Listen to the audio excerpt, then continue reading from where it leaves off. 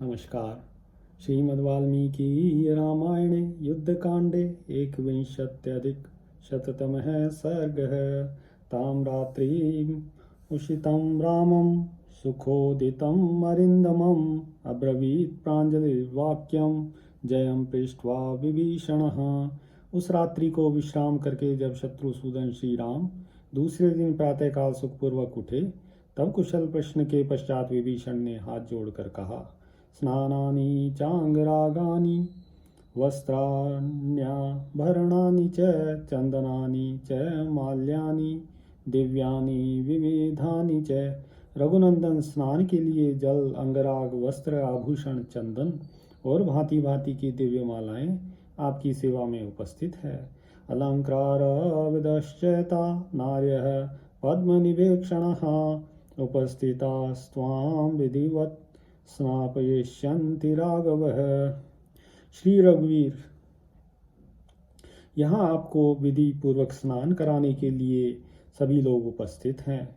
एवं मुक्तस्तु काकुत्स्थः प्रत्युवाच विभीषणं हरिं सुग्रीवं मुख्यास्त्वं स्नानेनोपनिमंत्रय।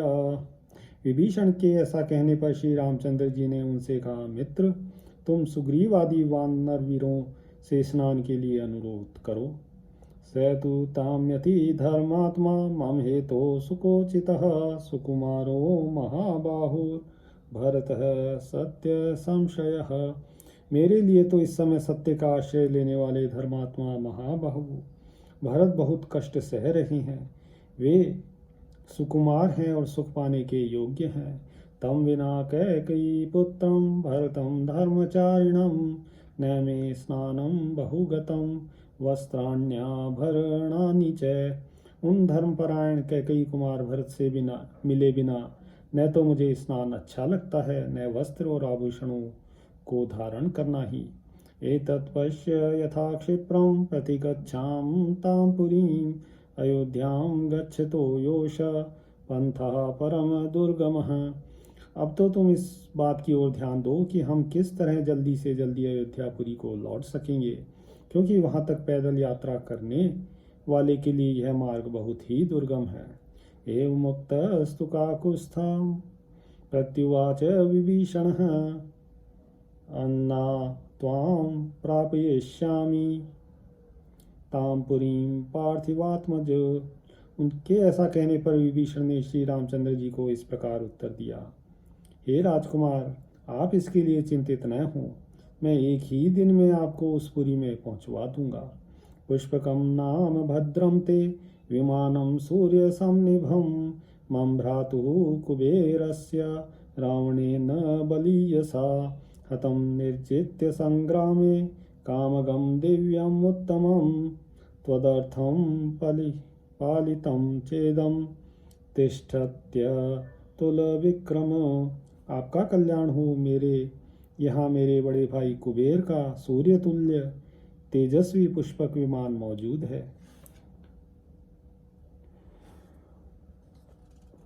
जिसे महाबली रावण ने संग्राम में कुबेर को हराकर छीन लिया था। अतुल पराक्रमी श्री राम, वह इच्छानुसार चलने वाला दिव्य एवं उत्तम विमान मैंने यहाँ आप ही के लिए रख छोड़ा है। तदिदं मेघ संकाशं विमानस्मिह तिष्ठति येन यास्यसि यानेन त्वम् अयोध्यां गतज्वरः। मेघ जैसा दिखाई देने वाला वह दिव्य विमान यहाँ विद्यमान है, जिसके द्वारा निश्चिंत होकर आप अयोध्यापुरी को जा सकेंगे। अहं ते यद्यनुग्रायो यदि स्मरसि मे गुणान् वस्तावधिः प्राज्ञ यद्यस्ति मयि सुहृदं लक्ष्मणेन सह भ्रात्रा वैदेह्या भार्या सह अर्चितः सर्वकामैस्त्वं ततो राम गमिष्यसि। श्री राम, यदि मुझे आप अपना कृपा पात्र समझते हैं, मुझ में कुछ गुण देखते या मानते हैं और मेरे प्रति आपका सौहार्द है, तो अभी भाई लक्ष्मण तथा पत्नी सीता जी के साथ कुछ दिन यहाँ विराजिए। मैं संपूर्ण मनोवांछित वस्तुओं द्वारा आपका सत्कार करूँगा। मेरे उस सत्कार को ग्रहण कर लेने के पश्चात अयोध्या को पधारिएगा। प्रीतियुक्तस्य विहितां ससैन्यः सुसुहृद्गणः सत्क्रियां राम मे तावत् गृहाण त्वम् अयोध्यताम्। रघुनंदन, मैं प्रसन्नतापूर्वक आपका सत्कार करना चाहता हूँ। मेरे द्वारा प्रस्तुत किए गए उस सत्कार को आप सुहृदों तथा सेनाओं के साथ ग्रहण करें। प्रणयाद बहुमानच्च सौहार्देन च राघव प्रसादयामि प्रेष्योऽहं न खल्वाज्ञापयामि ते। रघुवीर, मैं केवल प्रेम, सम्मान और सौहार्द के कारण ही आपसे यह प्रार्थना कर रहा हूँ। आपको प्रसन्न करना चाहता हूँ। मैं आपका सेवक हूँ, इसलिए आपसे विनय करता हूँ। एवमुक्तस्ततो रामः प्रत्युवाच विभीषणं रक्षसां वानराणां च सर्वेषामेव शृण्वताम्।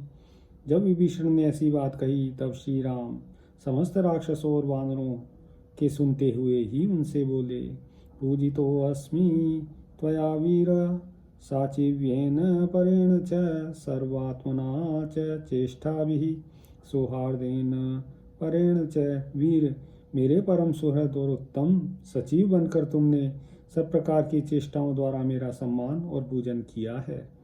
न खल्वे तन्न कुर्यां ते वचनं राक्षसेश्वर तं तु मे भ्रातरं द्रष्टुं भरतं त्वरते मनः मां निवर्तयितुं यो असौ चित्रकूटम् उपागतः शिर्मा याचतो यस्य वचनं न कृतं मया। राक्षसेश्वर, तुम्हारी इस बात को मैं निश्चय ही अस्वीकार नहीं कर सकता हूँ, परंतु इस समय मेरा मन अपने उन भाई भरत को देखने के लिए उतावला हो रहा है, जो मुझे लौटा ले जाने के लिए चित्रकूट तक आए थे और मेरे चरणों में सिर झुककर याचना करने पर भी जिनकी बात मैंने नहीं मानी थी। कौसल्यां च सुमित्रां च कैकेयीं च यशस्विनीं गुहं च सुहृदं चैव पौराञ्चानपदे सह। उनके सिवा माता कौशल्या, सुमित्रा, यशस्विनी कैकेयी, मित्रवर गुह और नगर एवं जनपद के लोगों को देखने के लिए भी मुझे बड़ी उत्कंठा हो रही है। अनुजानीहि मां सौम्य पूजितो अस्मि विभीषण मन्योर्न खलु कर्तव्यः सखे त्वां चानुमानये। सौम्य विभीषण, अब तो तुम मुझे जाने की ही अनुमति दो। मैं तुम्हारे द्वारा बहुत सम्मानित हो चुका हूँ। सखे, मेरे इस हठ के कारण मुझ पर क्रोध न करना, इसके लिए मैं तुमसे बार बार प्रार्थना कर रहा हूँ। उपस्थापय मे शीघ्रं विमानं राक्षसेश्वर कृतकार्यस्य मे वास कथं स्यादिह सम्मतः। राक्षस राज, अब शीघ्र ही मेरे लिए पुष्पक विमान को यहाँ मंगाओ। जब मेरा यहाँ कार्य समाप्त हो गया, तब यहाँ ठहरना मेरे लिए कैसे ठीक हो सकता है। एवमुक्तस्तु रामेण राक्षसेन्द्रो विभीषणः विमानं सूर्य संकाशम आजुहाव त्वरान्वितः। श्री रामचंद्र जी के ऐसा कहने पर राक्षस राज विभीषण ने बड़ी उतावली के साथ उस सूर्य तुल्य तेजस्वी विमान का आह्वान किया। ततः कांचन चित्रांगम वैदूर्यमणिवेदिकं कुटागारः परिक्षिप्तं सर्वतो रजत प्रभम।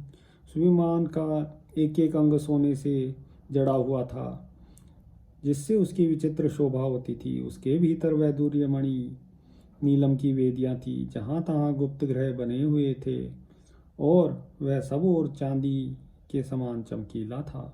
पांडुराभिः पताकाभिः ध्वजश्च समलंकृतं शोभितं कांचनैर्हाम्य हिमपद्म विभूषितः।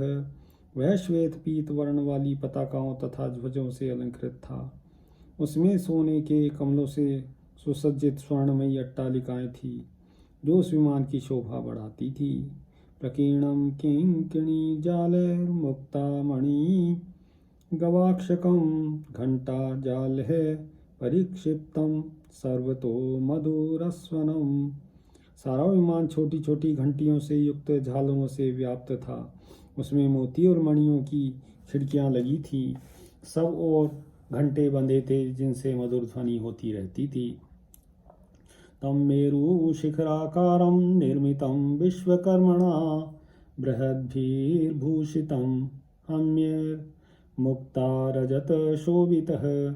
वह विश्वकर्मा का बनाया हुआ विमान सुमेरु शिखर के समान ऊंचा तथा मोती और चांदी से सुसज्जित बड़े बड़े कमरों से विभूषित था। तले स्फटिक चित्रांगे वैदूर्यश्च वरासनः महारहास्तर नोपेत रूपपन्नम महाधन है। उसकी फर्श विचित्र स्फटिक मणि से जड़ी हुई थी। उसमें नीलम के बहुमूल्य सिंहासन थे जिन पर महामूल्यवान बिस्तर बिछे हुए थे। उपस्थितम अनादृश्यम तद्विमानं मनोजवं निवेदयित्वा रामाय तस्थो तत्र विभीषणः। उसका मन के समान वेग था और उसकी गति कहीं रुकती नहीं थी। वह विमान सेवा में उपस्थित हुआ। विभीषण श्री राम को उसके आने की सूचना देकर वहाँ खड़े हो गए। तत्पुष्पकं कामगमं विमानम् उपस्थितं भूधर सम्निकाशं दृष्ट्वा तदा विस्मयम् आजगाम रामः ससौमित्री रुदार सत्वः। पर्वत के समान ऊंचे और इच्छानुसार चलने वाले उस पुष्पक विमान को तत्काल उपस्थित देखकर लक्ष्मण सहित उदार चेता भगवान श्री राम को बड़ा विस्मय हुआ।